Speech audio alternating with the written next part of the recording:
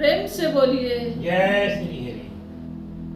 आज इंसान जीवन तो जी रहा है, बस ऐसे ही जी रहा है जैसा कि कोई मतलब ही नहीं है, और ज़िंदगी में बहुत कुछ बनाने की कोशिश करता है और बनाते बनाते इवन अपने ही घर परिवार को भी छोड़ देता है, उनकी भी वैल्यू नहीं समझता है, अपने आप को इतना आगे बढ़ाना चाहता है। लेकिन ऐसे आगे बढ़ने, ऐसे ही धन और लौकिक जीवन में जो तरक्की करते हैं, इसका कोई मतलब नहीं होता है। जिसमें हमारा परिवार शामिल ना हो, जिसमें हमारा मुल्क शामिल नहीं है, अगर परिवार में रह के एक सुंदर जीवन यापन करना चाहते हैं, कुछ अच्छा करना चाहते हैं, तो परिवार भी ज़रूरी है। और परिवार के दायित्व का निर्वाह करते हुए अगर अपने जीवन को आगे बढ़ाते हैं तो वह सबसे अच्छा है, क्योंकि परिवार से ही समाज का निर्माण हुआ है।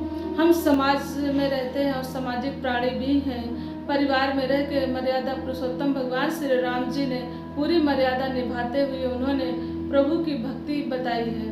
भगवान श्री कृष्ण जी ने भी, आपने देखा, वह भी किस तरीके से मर्यादा का पालन करते हुए और लोगों को प्रेम की भाषा सिखाई, और प्रेम में कैसे त्याग होता है तब त्याग बताया। और जो भी अधर्मी लोग हैं, अधर्मी का भी उन्होंने नाश करना बताया, वह चाहे भगवान श्री राम जी हो या भगवान श्री कृष्ण जी हो।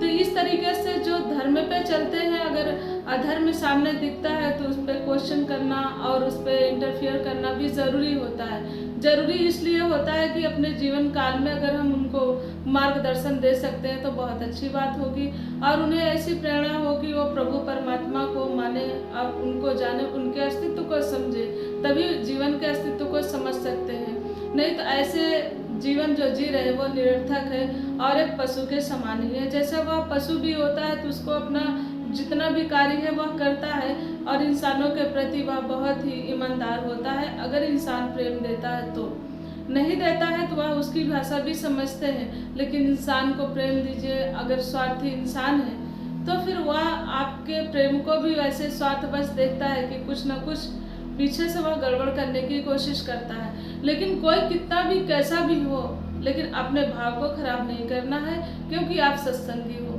आप सत्संग से जुड़े हो, आप इस सर्वशक्तिमान प्रभु से जुड़े हो, सर्वशक्तिमान प्रभु निर्विकार परमात्मा से जुड़े हो, एक अविनाशी के बच्चे हो।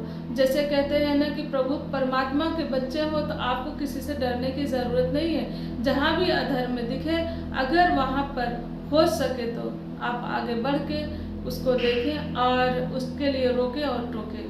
कभी आप देखिए कि कुछ भी गलत हो रहा, परिवार में भी लोग सोचते हैं कि हो रहा, होने दे, ऐसा नहीं होना चाहिए। और जो भी संत महात्मा है वही चाहते हैं कि धर्म की स्थापना हो। स्थापना का मतलब यही है कि जब आपका सुंदर जीवन होगा तभी धर्म की स्थापना होगी।